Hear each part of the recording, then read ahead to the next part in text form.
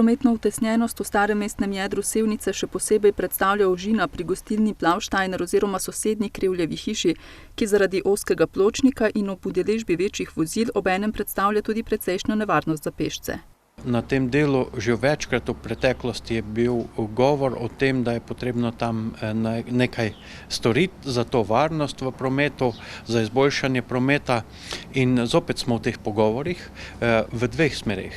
Eno je z družino, z lastniki hiše te Krevljeve, na eni strani, na drugi strani pa z Zavodom za varstvo kulturne dediščine Celje, pa tudi Ljubljana. Občina je trenutno v fazi izdelave konzervatorskega načrta prenove, ki je zahtevan za prenovo starega mestnega jedra. V tem dokumentu želijo opredeliti, kako ravnati s kulturno dediščino na tem območju.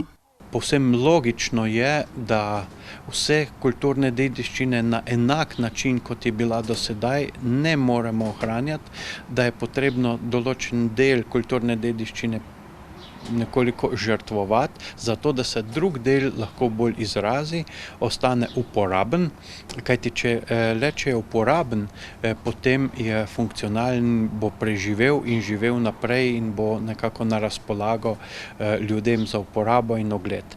Zato v konzervatorskem načrtu pričakujejo veliko rešitev, dodaja Ocvirk, kajti v starem mestnem jedru je več kritičnih točk. Križišče v Florjansko ulico in prazna hiša na tem križišču je eno od takih, kjer ocenjujemo, da bi z neko drugačno ureditvijo prišlo do boljše prometne ureditve, pa ne samo v smislu ceste, predvsem v smislu kolesarskih površin, pločnika, mogoče neke ureditve trga, zato da je ta prostor nekako bolj odprt.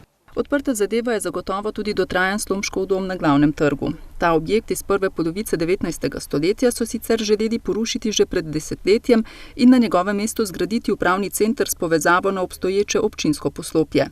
Zdaj ga, kot kaže, čaka drugačna usoda. Zagotovo del je namenjen porušitvi, del mora na nek način ostati.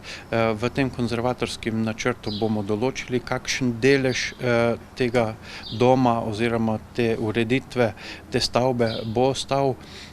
Načrti za velik upravni center niso aktualni, je pa zagotovo aktualna prenova obstoječih stavb občine, v kateri domuje občina, upravna enota, javni zavod, javni sklad in ti objekti so še v delu nezasedeni in neurejeni in mislim, da je nujno potrebno, da se uredijo. V starem mestnem jedru pa so potrebne tudi dodatne parkirne površine.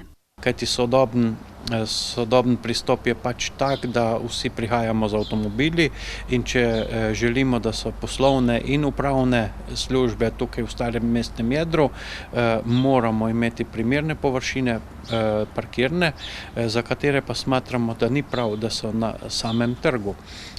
Na samem trgu je omejen čas parkiranja, to se izkazuje za dobro. Je potrebno pa nekako ob železnici in na drugi strani nekako pod gradom, zadaj za Glavnim trgom, urediti še dodatne parkirne površine, kar bi omogočilo, da bi na trgu parkirali čim manj in bi bil trg namenjen storitvenim in ostalim dejavnostim.